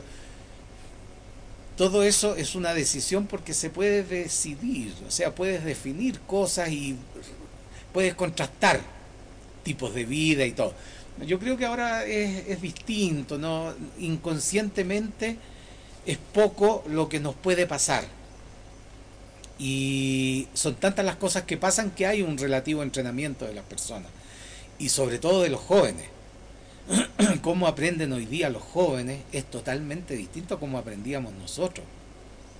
Hoy día yo estoy conversando con un joven de 16, 20, 13 años y está recibiendo información por internet, está contestando y está escuchándote y entendiendo lo que tú estás diciendo y después te contesta y tú vas a quedar con la duda si te entendió totalmente o no. En realidad el que no entiende es uno. Los jóvenes están recibiendo 4 o 5 elementos de distractivos externos y saben qué es cada uno de ellos. Entonces, en realidad yo creo que sí está la fórmula o la forma, o podría estar la forma de diferenciar lo que está pasando en un sentido y en otro, o qué cosas sí realmente nos favorecen o no. Lo que sucede es que nuestros sistemas sociales son muy débiles y muy cambiantes, entonces hay mucho miedo al cambio, hay mucho miedo a decir yo ahora voy a hacer esto otro. La gente en realidad está pensando en la vejez, está pensando en las enfermedades que va a tener cuando viejo, no está pensando en disfrutar cuando viejo. Es muy raro el que te dice, no, yo apenas me jubile voy a empezar a hacer esto que tanto me gusta. En realidad debería estar haciéndolo siempre. Entonces, está el entendimiento, pero son los miedos más potentes los que están dominando las decisiones. Yo creo que por ahí va el conflicto, digamos. Bien, bien, porque tanto en Japón escuché que redujeron la semana laboral, Ahora ¿no? en Chile también. Y en Chile una de las demandas que las vi marchando, queremos tener más tiempo con nuestros hijos. Me parece interesante lo que está diciendo porque más allá de que haya más, menos aparato, con tiempo vamos a poder procesar, necesitamos tiempo para procesar todos los cambios que están viniendo. Así que Mira, bienvenido. Bien. Yo recuerdo cuando llega la televisión a Chile y nosotros creo que como 3 años después que llegó ya tuvimos una televisión. Era espantoso lo que se hablaba de la televisión, de que los niños estaban todo el día metidos y en realidad daban 2 horas de televisión. O sea, no había más porque los canales no tenían más programas, no había más medios, no había publicidad, qué sé yo. Entonces, esos miedos eternos que tiene el ser humano y ahora internet y toda la gente está agachada mirando, y que vaya a verle la cara al estúpido de al frente si vaya en el bus. Preferible estar entretenido viendo algo que te interesa en tu teléfono, que te llega toda la información acerca de lo que sea. No sé, si queréis hacer ecosistemas o plantaciones bio, no sé cuantito. Tienes la información, ¿para qué vais a ir mirándole las mismas caras de amargado a todos los que están por ahí cerca? Mejor vais viendo lo que te interesa. Bueno, el otro día estuve en un debate, eran dos señoras, éramos varios, y una era madre de un chiquito de 3 años, la otra docente. La docente contó que en Mendoza, esto es Mendoza, están llegando para los jardines tablet, no sé qué consola, y claro, y la madre venía leyendo para educar a su hijo que no conviene que los niños de menores de 4 tengan acceso a las pantallas, porque parece que bueno, hay un debate todavía sobre esto, porque se quedan tan fascinados. Sí, no van a alcanzar a solucionar eso cuando ya cambie la tecnología. O sea, te digo al tiro, van a hacer teléfono holográfico y cuestiones así. Yo creo que los estímulos que reciban los jóvenes y los niños en general son todos buenos. Al final uno en la vida se va quedando con lo que le interesa y con lo que le gusta, y lo que fue bueno en su vida. El resto como que te vaya olvidando, va desapareciendo. A mí, por ejemplo, me fascina, me requete interesa Internet. Encuentro que es una herramienta maravillosa. Mi madre y mi suegra pensaban exactamente igual, así con odio a Internet, porque la gente ya no se mira la cara, y yo la verdad es que me acerco a ella y les digo, mira, a ti que te interesa la ópera, mira esta ópera, esta María Cala del año del no sé cuantito, y mira, está actualizado, está esta imagen mejorada, y escucha la ópera que más le gustaba. Y después que le gusta escribir, mira, de literatura están enseñando esto, y le voy mostrando, y empieza a darse cuenta de que en realidad es una gran herramienta. Bueno, pero me permite ahí, hoy había otra noticia replicada así en el mundo, porque encontré un montón de sitios y era la misma, no estaba desmenuzado. 11.000 científicos dicen que va a ser gravísimo para la humanidad si no frenamos esto del calentamiento, ¿no? Y ahí, claro, ahí póngale, las ciudades, ¿no? Viven ya casi en lo virtual, porque como nos decía Graciela, que venía de la ciudad, los chicos ya no los ve jugando en la calle, y entonces casi un mundo virtual. Y si usted le manda información sobre el cambio climático, podrían pasar de hoja y ni mirarla, porque no tienen herramientas para solucionarlo, usted lo dijo. Entonces le hago dos preguntas. ¿Cómo enfrentamos? O sea, porque está bien, usted ahí está poniendo lo artificial, valorándolo, cosa que no me parece mal, me refiero a los aparatos, a las tecnologías. ¿Cómo enfrentamos esa posibilidad de que nos cambien desde un satélite la emoción? ¿Y cómo enfrentamos el cambio climático? Porque... Bueno, así como hay información positiva, hay información negativa.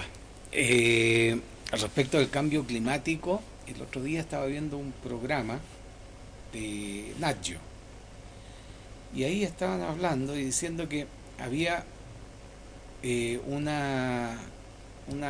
sector de Estados Unidos, todo el oeste, el noroeste de Estados Unidos, está con una sequía gigante. Entonces mostraban todos los condominios que se habían hecho durante 50 años, y eran preciosos, maravillosos, o sea, todo lindo. Y el científico que estaba haciendo el análisis decía, mira, en realidad siempre ha sido una zona árida, siempre ha sido una zona desértica. Lo que pasa es que hubo un momento en que fue un vergel. O sea, al revés, al revés total de lo que estaban diciendo, todo lo del calentamiento global y todo eso. Decían, no, si acá siempre fue un desierto.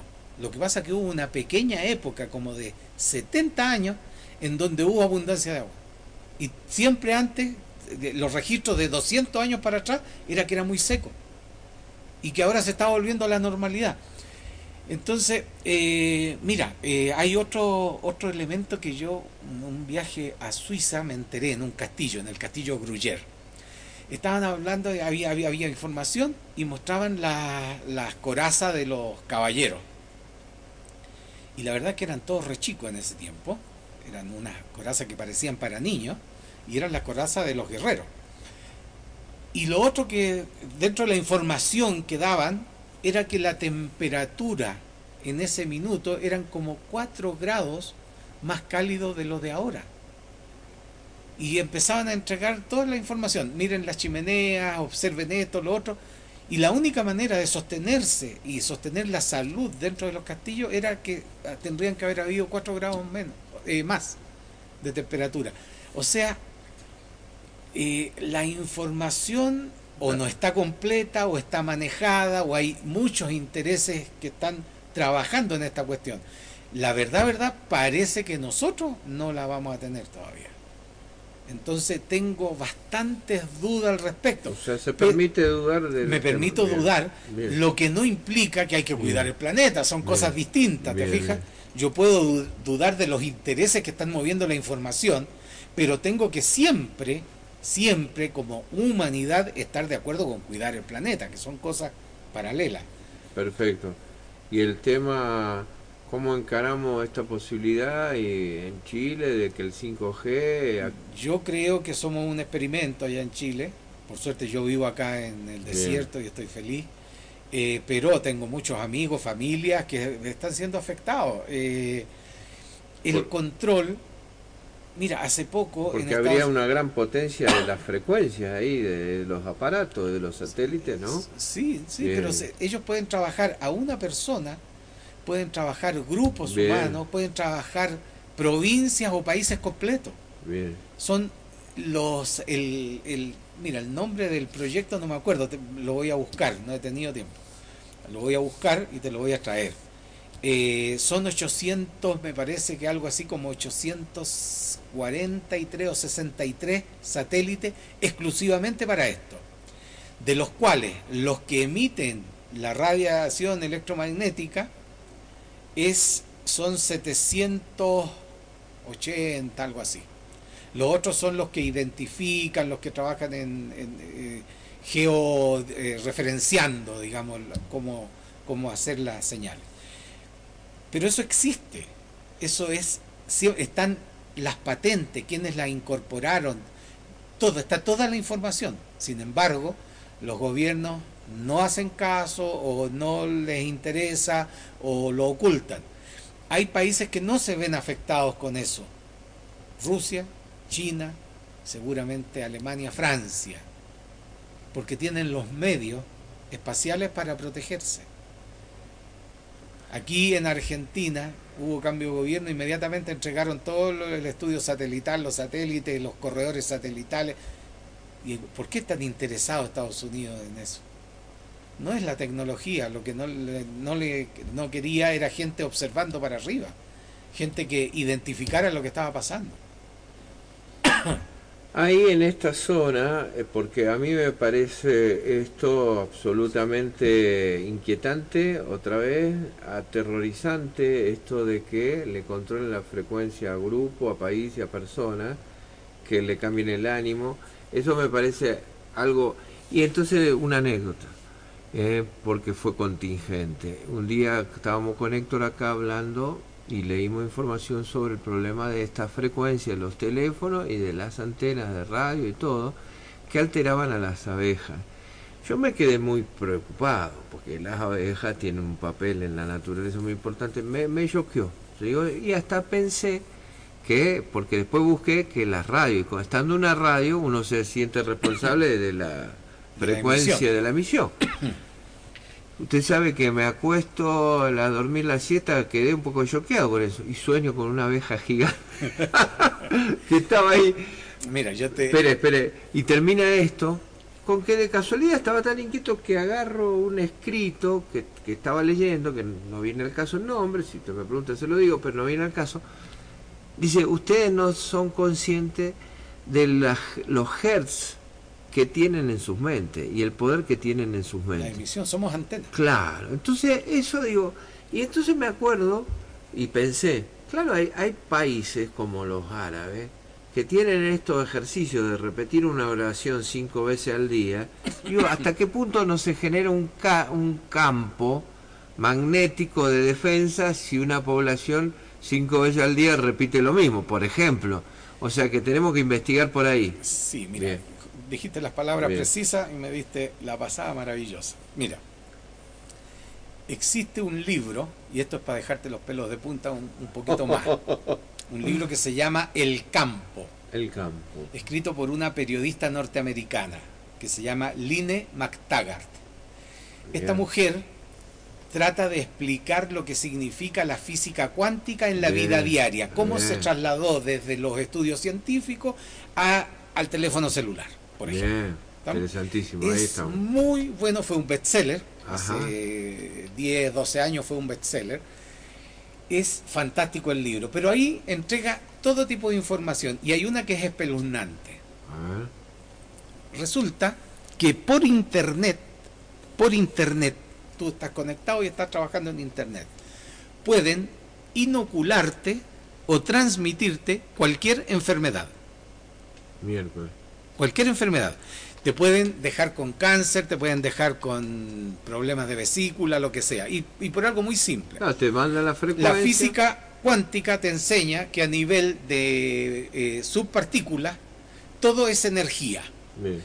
Todo es información a nivel fotónico. O sea, ni siquiera las reacciones químicas, cuando tú echas azúcar a un vaso y la revuelves y desaparece el azúcar, esa no es una reacción química en sí, es una información fotónica entre el azúcar y el agua. Bien. A nivel Bien. subpartículas es eso. Son como ondas que se... Onda y partícula. Bien, Porque bien. la física cuántica es eso, Son es onda la y dualidad, partícula. ¿no es Bien. cierto?, de la materia. Bueno, ahí explica que cada enfermedad, si tú tienes una enfermedad al hígado y te colocan unos electrodos, pueden identificar una onda electromagnética que emite la enfermedad. Muy bien. O sea, si a ti te transmiten por internet una onda electromagnética de una frecuencia de una enfermedad al hígado, tú terminas enfermándote del hígado, porque te la están transmitiendo. Ahí está la explicación, viene toda la explicación científica y quiénes son los que están metidos en estos sistemas, los que la estudiaron. En el libro. Claro, en el libro que se llama El Campo, Sí, lo acabo de buscar. de Está- Line McTaggart. Hay que ver si se puede descargar bien. Está libre, ¿eh? Está libre Está para libre. bajar por internet, así Buenísimo. que sería un buen dato. Bien, para compartir. Es impresionante, y si tú haces un poquito de memoria histórica, muy reciente, todos los presidentes latinoamericanos que estuvieron con cáncer al mismo tiempo, importante detalle, ¿no? Bien, bien. Importante detalle. El hombre este que hoy nombraban, el Chávez. Entre otros, y todos. Entonces, yo creo que la humanidad hoy día libertad no tiene, la tenemos porque no tenemos importancia. Por eso podemos tener libertad, pero si soy una persona relativamente importante, ya te tienen absolutamente horquillado de varios sistemas, de varias formas. Bueno, está bien que lleguemos a este punto. Para mí, darnos el tiempo para conversar y llegar, digamos, a tener alguna, ¿cómo le diría?, hasta visualización, porque me acuerdo mucho y tuvo bastante impacto este hombre, José Argüelles, con el factor Maya y él que sostenía que en algún momento, si nos conectábamos bien, digamos, con el 2012 y toda la centralidad de la galaxia, íbamos a pasar a una posibilidad telepática de no depender tanto de las máquinas. Ojalá pudiéramos desarrollar una capacidad mental de crear campos magnéticos, de crear una conexión. Bueno, queda ahí como campo de experiencia. Medio difícil, todavía somos burros. Estamos lejos. Estamos muy lejos. Estamos lejos, ¿no? Ojalá que se tratara, te fijas, pero es un ideal a lo mejor. Y a lo mejor, ¿para qué? Pues, si nos podemos comunicar, es como, ¿para qué caminar sobre el agua? Se puede ir en bote. O sea, bueno, ¿sabe por qué? Creo que el otro día hablando sobre el lenguaje y los problemas de comunicación y las dificultades de los malos entendidos, y las distintas posiciones que hay sobre eso, hablábamos cada vez más grupo y la dificultad de encontrar un lenguaje común entre todos. Esto también es parte de la política. Usted lee los medios y uno parece que no tienen ni contacto. Ellos ven la realidad de una forma y los otros de otra. Usted dice, y viven en el mismo país. O sea, ni siquiera tienen un discurso unificado para leer la realidad. Son los intereses. Hay intereses, obviamente, que distorsionan la percepción. Entonces, el ejercicio, si realmente queremos conocernos, conocer al otro, el ejercicio para mí, punto de vista, de escucharlo a usted o de escuchar a otro y interpretar lo que usted dice, no lo que yo quiero escuchar, interpretarlo a usted, porque usted, conocerlo a usted, escucharlo a usted, ese ejercicio de descentrarme es un ejercicio que me acerca, porque más allá de las palabras que usted dice, yo tengo que ver en qué sentido las dice, con qué intención las dice. Eso es un buen ejercicio. Bueno, tú tienes mucho ese ejercicio incorporado, se te nota, pero la mayoría de la gente no lo tenemos. Esa es una realidad también.